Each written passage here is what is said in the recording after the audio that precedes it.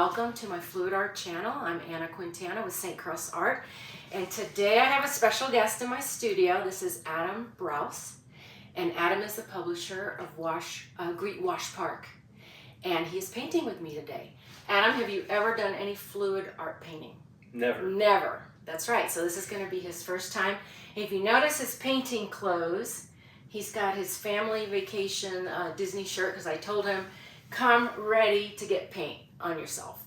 So what we're going to do today is we have a palette of blues and greens, and I'm going to introduce these colors, and then we're going to get painting. All right. So as you know, in fluid art, opacities are really important. So what we're going to do is we're going to start off with a semi-transparent paint, and this is Golden's Prussian blue hue.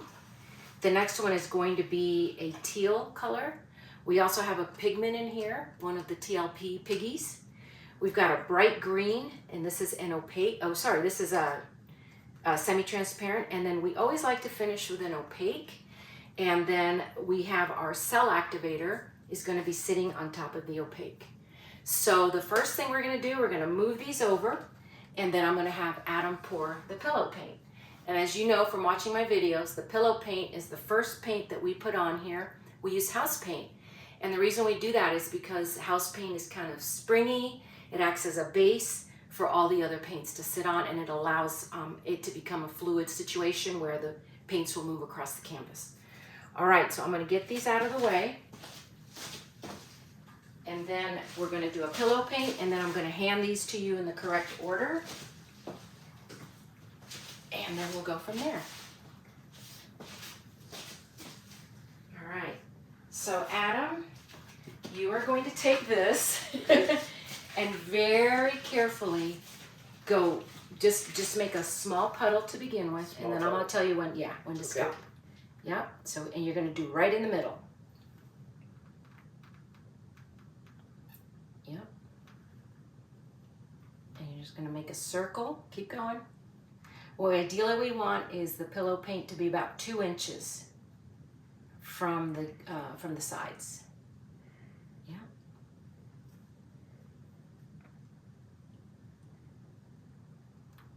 Yeah, keep going. Never thought I'd have to be so patient pouring pillows. You never thought that you would have to use house paint to make a painting. Yeah, right? Yeah. It's cool. Okay. All right. You're almost there. And it'll spread out a little bit more. So I think you're good. All right. So now we have our pillow paint, and we're going to do something a little funky, but this is going to be really important. You know, I have my little torch, and you see, I don't know if you can see, but there's bubbles in here. So we're going to use our torch to get rid of, pop some of these bubbles. See? Because we don't want those to show up in the final painting. Another one there. Okay. All right. So Adam, the first one that you're going to pour, and you're going to use this spoon. And one of the things that I've been talking to Adam about, and that is probably one of the hardest things with fluid art, is that every single paint has to be the same consistency. So if you see me do this, if I were to go across the board to all the other paints, you would see the same consistency in all of them. And then your CA, your cell activator, is going to be your thinnest one. So you're going to take this spoon, and you're going to make a circle in the middle, and make sure that none of the white shows through. So you're going to do that right in the middle, probably 2 spoonfuls. Yeah, do one more. And this is a semi-transparent paint. And what we call this is, we call it Toto. So transparent, opaque, transparent, and opaque gives you the best results. I give a little bit more. Yeah, maybe one more, yeah. And you just pour the whole, all of that in there. All right. Okay. The next one that we're going to do is going to be our teal color. And like I said, if you were to look at the opacities, they're all the same. And you're going to pour this right on top. Same amount of paint. So what do we do? About 3 teaspoons? 3 2 to little 3. spoons? Yeah. Yeah. It's okay. If it drips, it's not a big deal. Okay. Messiness is fine in fluid art. It's expected. It's fluid, right? It's fluid. That's right. It can't be rigid. You can't be rigid. Yeah, and I would do one more of that.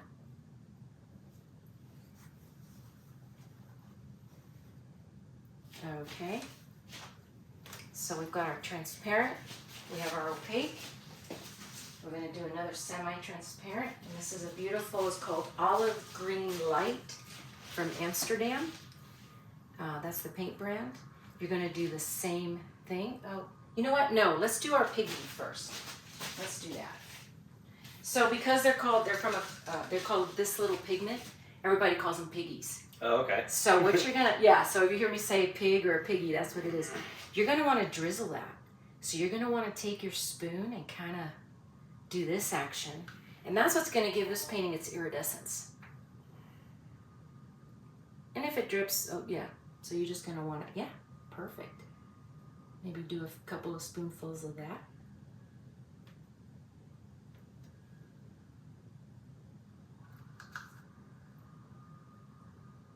We're gonna need to put a soundtrack to this.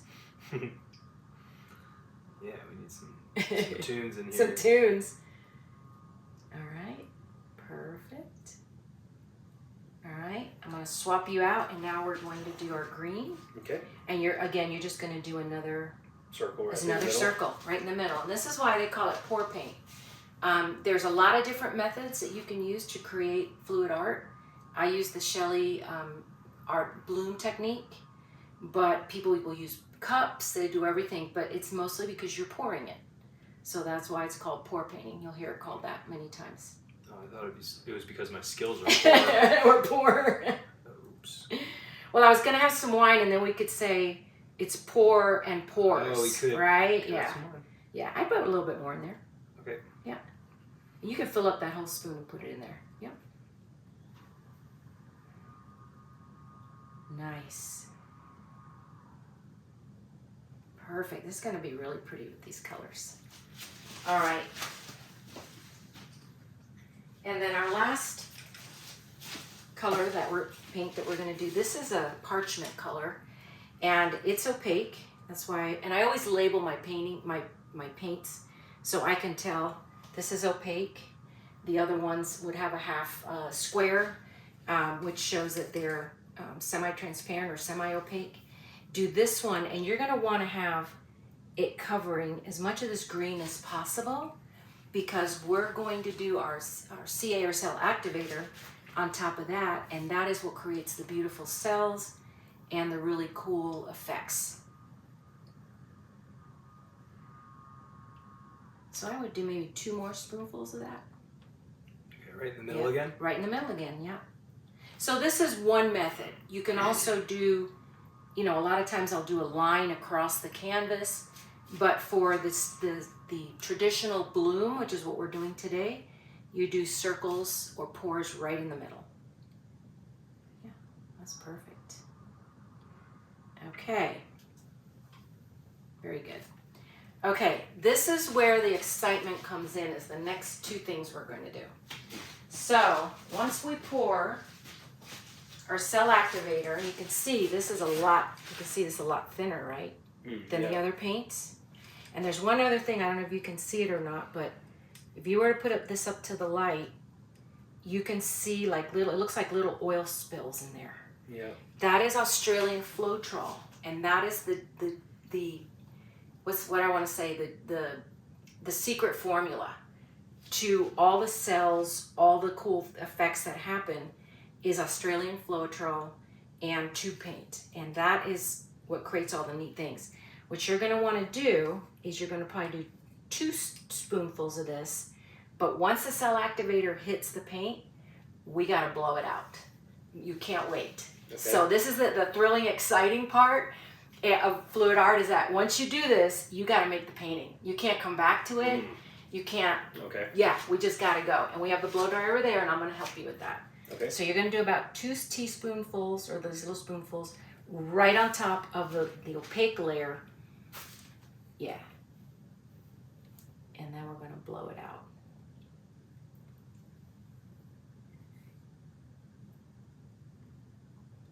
Yeah, I would do, yeah. Okay. I would do maybe a little bit more, and then you're good. All right. See that little halo around it? That's a good thing. That means it's going to work well. Okay, this is the hardest part to master of all, is the blow. I'm going to reach over. Yeah.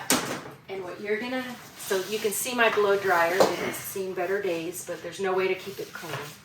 And what we're actually going to do is we're going to blow on high with a cool setting. And I'm going to hold your hand, but basically, or guide it, what you want to do is you want to take this and be able to spread it across all the colors. And then you'll start seeing the cells come up. And I'll rotate this for you too. All right, here we go.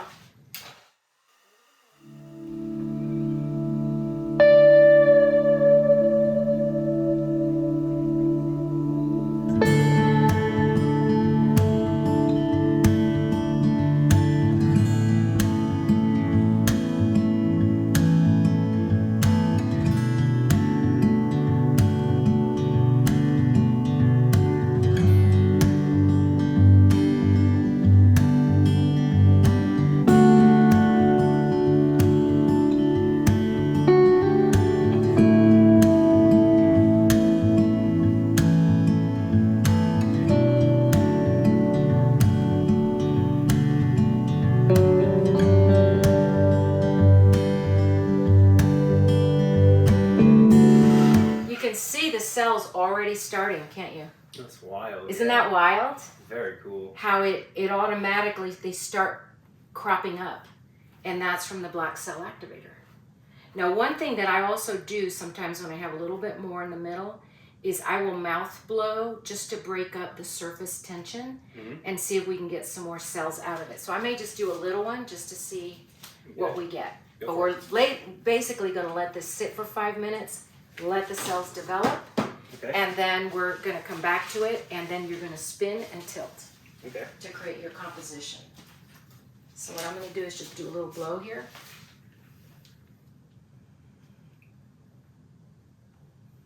But honestly, I don't think we even need to do that.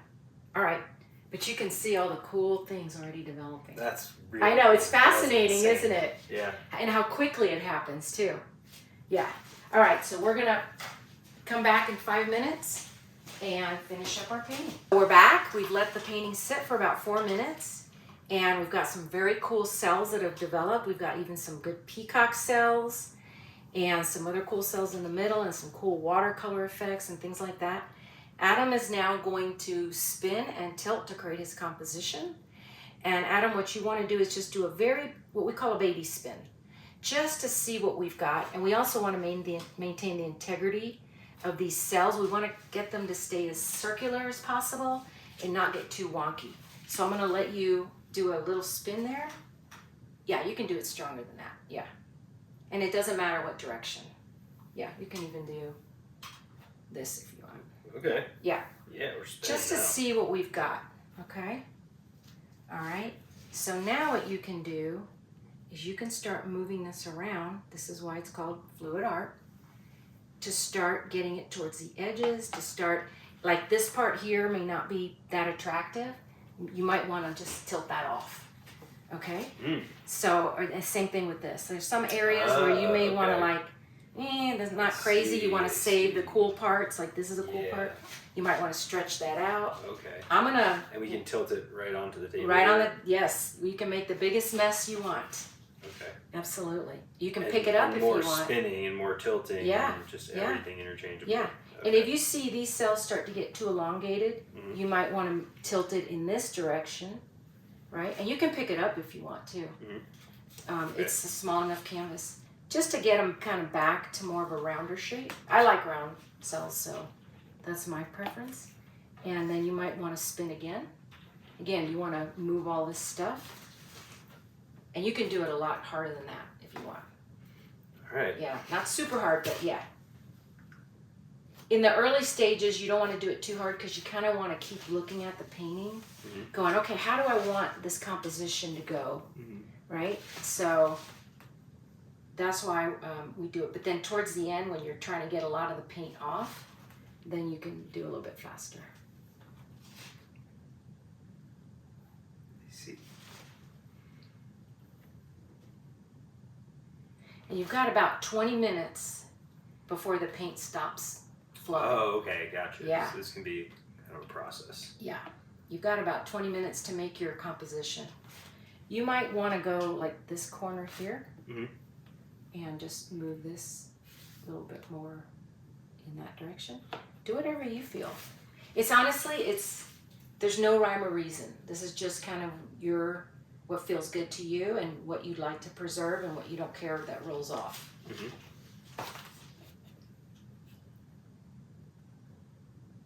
I would do another spin because you're going to want to get some of this stuff into the corners, and we can even actually put a little bit of paint. Yeah, go ahead, and if we need to put additional paint in the corners, we can.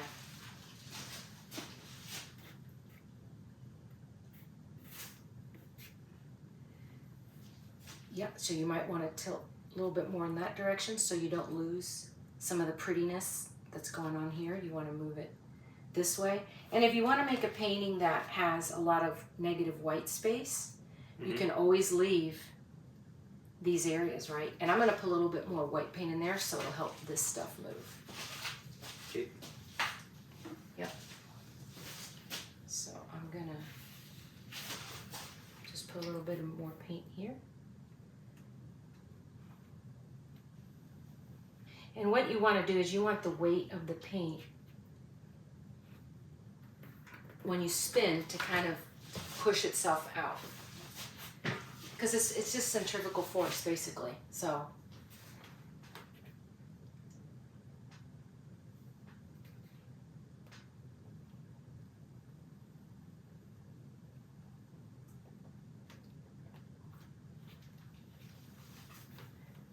and you can go harder than that. Yeah. Okay. Yeah. You can hear the paint coming off. Yeah. That's pretty cool. I kind of like the corners having that. You like that white? Yeah, it's like a kind of a polar effect. Yeah, it's your negative white space. It's starting to look kind of like something in the ocean, like coral, like that fan, right? And I didn't even ask you if you wanted gloves. Do you want gloves or do you care? Okay, then you're probably gonna want to move. You just tilt. You put all this fancy paint in my hands. It might as well be on my hands You might too. as well get on your hands. Sometimes I use gloves and sometimes I don't. You think tilt this way? Yeah, I would get on this corner and tilt it this way. Yeah. And do it like diagonal. Yeah, however you want. Yeah.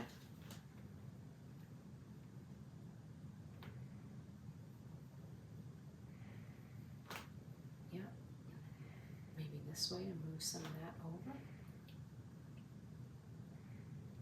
One of the things that you want to be able to do is get enough paint off so that when it dries, it doesn't crack.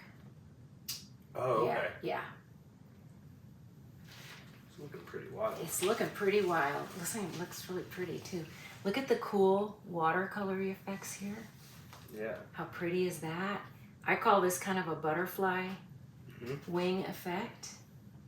Yeah. I would do another spin. Okay. See if we can't get spin no, you do it. This way? No, this is you. Either way, the direction doesn't really matter. What you want to watch, if you like that white, because you still have it here. It's okay. You may want to tilt that off. Tilt it up this way or tilt it I off? would do it this way. Yeah, so it goes and one off thing to be completely. careful of, because I do this all the time, is once you get paint on your hands, be careful not to go over the painting, because I can't tell you how many times I've gotten this big white streak. Yeah. Yeah, I'll get you some paper towels. Yeah, that's looking so pretty. Yeah, I think it's really cool.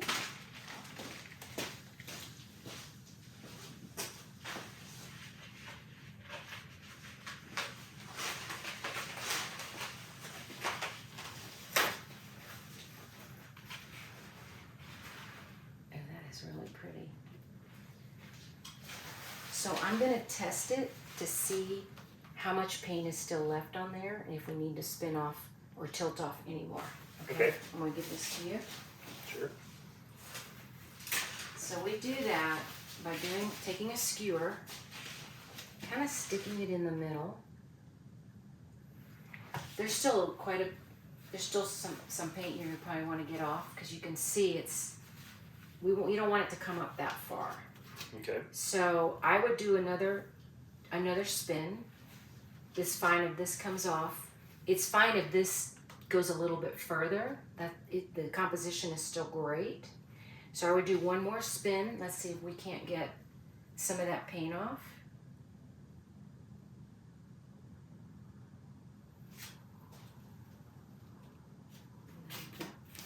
Stop it. And I also see, so it's funny, sometimes you get like these little, I call them little spoogie things. Let me get it off of there. So I have my trusty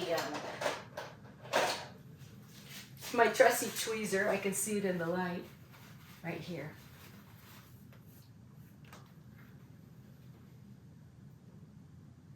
Look at that. That's a thing. I don't know where it came from. And then I also, yeah. And I kind of also look around, make sure that, the surface looks good. Wow. That's really pretty. That's incredible. That is really pretty. I'm going to do this. We also want to check the sides to make sure the sides are all covered, right? So you may want to check, make sure. Because sometimes some of the prettiest spots, it sounds weird, are on the sides. Yeah, absolutely. That's why you don't have to necessarily frame these if you don't want to. Because look how pretty that is. Yeah, it'd be a crime to frame it. Yeah. Yeah, I really like how the bottom. I do too. I like that white negative space. I do too. I think that looks really good. It looks like you got another little bubble here. I'm just going to pop it. Let's see if we can't get rid of that. Okay. Let me test it again. And let's make sure that we've gotten all the paint off. I'm going to do it over here. I think you're going to be fine. I don't want to... Let me just do one quick spin here. Again, just wanting to spread stuff out. I think you're fine. I want to make sure this doesn't... Yeah. Okay. What do you think? I'm blown away. Isn't that pretty? Yeah. I think that turned out really pretty. Now, how would you orient this? If you were going to hang this on your wall. Here, I'll get over on this side. How would you orient it? Do you know how I would do it? I'm thinking about it right now. I have an idea, yeah. Yeah? This is why the spinner's kind of good, because you can kind of play with it and see how you would hang it. But that's the beauty of fluid art, is people will see different things in it. Yeah. And hang it up in whatever orientation. I'd probably put this side on this side on the bottom, or show this it side to the camera. That's what I always do. Yeah, if it was to the camera, yeah, I would say either this orientation. Yes, it's probably my favorite. I like the white space on the right. Yeah. The white negative space. Or this could be pretty cool too. This orientation. Yeah. Where it's at the top right. Yeah. Yeah. Well, top left for the viewer. Yeah. Yeah. But look at how pretty. Like I said, some of the things. You've got your butterfly wing right here. You've got your watercolor effects. Really cool peacock cells. And look how much bigger they keep getting. Do you notice they're growing? The whole time. Yeah, the whole time they're getting bigger and bigger and bigger. Yeah, this is really pretty. Good job. Woo. Are you hooked now? You're gonna. Yeah, I think so. I feel like I have to do this more. If I come over, you're gonna have your own little studio set up. Oh my goodness! Yeah, we have to dedicate a room just like this. Yes, and then paint proof it. Okay. Exactly. All righty. I'm going to you for all my tips. There you go. There you go. Well, everybody, that's it. This is our painting session for today. And I'm so glad that Adam could join me. And then when it dries, he will put it up in his home. And again, Adam is the publisher of Greet Wash Park, great neighborhood magazine. And I'm so glad you came and painted with me today in my studio. Thank you for joining me. Thank you. Thank you for the magic and the opportunity. This is really fun and totally interesting. All Nothing right. like nothing I've ever done before. Done before, yeah. Very cool. Well, thank you for joining us. Please like, subscribe, comment. This is the first time I've ever had anyone paint with me. Ooh. So Adam is the first person that's ever been in my studio and painted with me. So I would love to hear your thoughts and comments about that. Because if you like it, I think we can do more of these. Awesome. All right. I'll come back again. Yes, there you go. Thanks, Anna. All right. Thank you, Adam. Thanks, everybody.